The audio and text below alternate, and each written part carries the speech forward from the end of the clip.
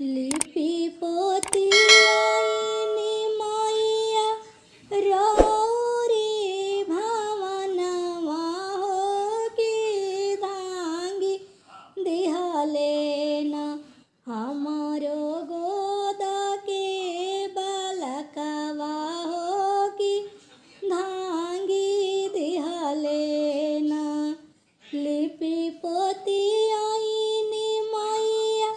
रौर देवा घरवा हो कि धांगी दिहलेन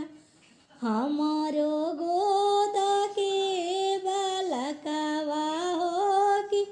धांगी दिहलेन अब की गुनैया मैया माफ कोई दिह हो कि पुड़िया चढ़ाइबो न मैया पुआवा के संगवा हो कि पुड़िया चढ़ाइबो न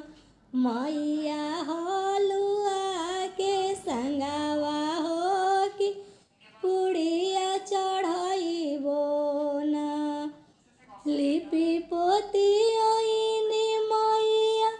रौरी मंदिलवा हो कि धांगी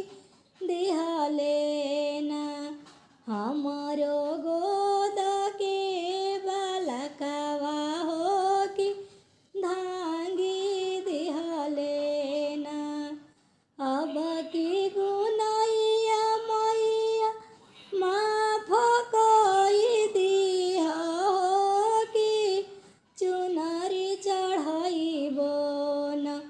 मैया नारियर के संगवा हो कि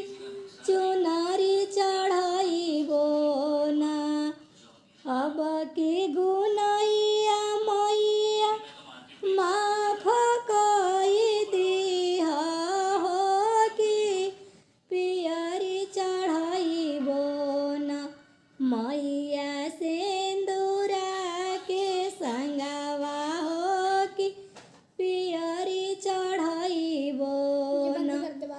मैया चूड़िया के संगवा हो कि पियरी चढ़ाइबो न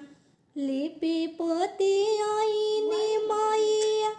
रौरी भवनवा हो कि धांगी दिहलेन हमारो गोद के बालकवा हो कि